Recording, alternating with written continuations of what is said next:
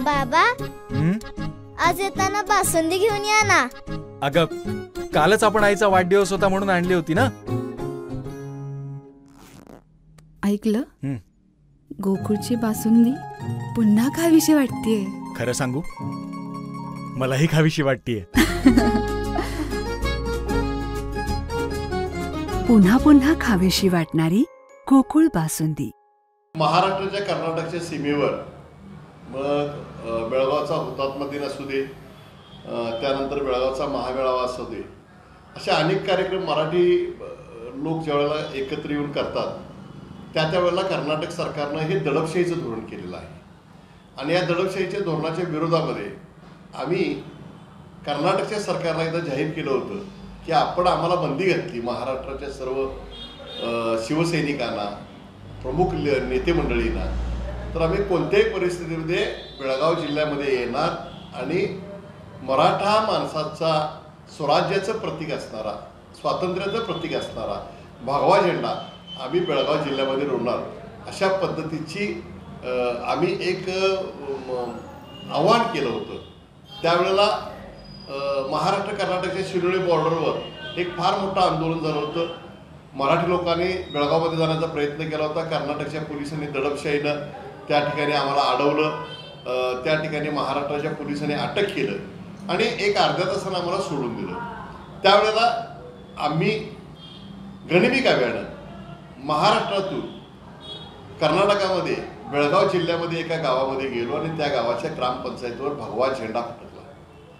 या सर्व वृत्तवाहिन्यामधून हे वृत्त प्रसिद्ध झालं. कर्नाटकच्या सरकारला या गोष्टीचा राग आला आणि त्यावेळेला कर्नाटकच्या सरकारनं जमावबंदीसह अनेक कलमं घालून आमच्यावर गुन्हे दाखल केले.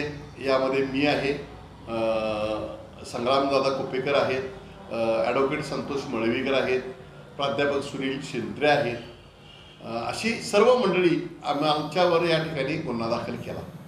आणि हा गुन्हा दाखल केल्यानंतर आज 9 तारखेला बेळगावच्या डिस्ट्रिक्ट कोर्टने आम्हाला समन्स बजावलेला आहे की या तारखेला आपण कोणत्याही परिस्थितीत तिथं हजर राहा आणि आपल्या होणाऱ्या खटल्याबद्दल सुनावणी होणार आहे, अशा पद्धतीचं एक समन्स आम्हाला आज मिळालेलं आहे. महाराष्ट्रामध्ये गेली अनेक दशकं जी मराठी माणसाची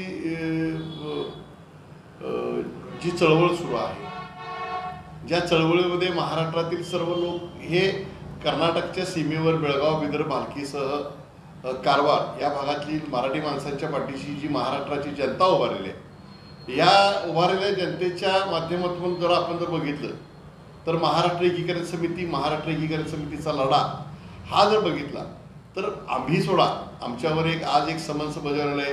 आणखीन एक 2-4 केसेस कर्नाटक सरकारनं आमच्यावर केलेले आहेत. त्या केसेसना आम्ही हजर राहतो. त्या ठिकाणी आमचं काय असं ते म्हणणं म्हणतो. त्या केसेस प्रलंबित आहेत, काही बेळगावमध्ये आहेत, काही खानापूरमध्ये आहेत. पण कर्नाटकमध्ये, बेळगावमध्ये, सीमाव्याप्त भागामध्ये कर्नाटकच्या पोलिसांची, मग सरकार कोणतंही असो, सरकार कोणतंही त्याच्याशी देणं आहे, जे सरकार येतं ते दडपशाहीचं धोरण स्वीकारतं. तिथले जिल्हाधिकारी, दंडाधिकारी बंदी हुकूम जाहीर करतात आणि अनेक खटल्या करतात.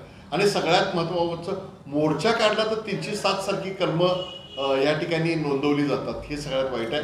त्यामुळे ही चळवळ मोडून काढण्यासाठी हे सर्व लोक हे प्रयत्न करत आहेत. 9 तारखेला मी आणि माझे सर्व सहकारी या ठिकाणी न्यायालयात, कारण राजकारणामध्ये असू दे, समाजकारणामध्ये असू दे, या देशामध्ये डॉक्टर बाबासाहेब आंबेडकरांनी लिहिलेली घटना पाहता न्यायव्यवस्था ही सर्वोच्च आहे आणि न्यायव्यवस्थेचा आम्ही आदर करतो.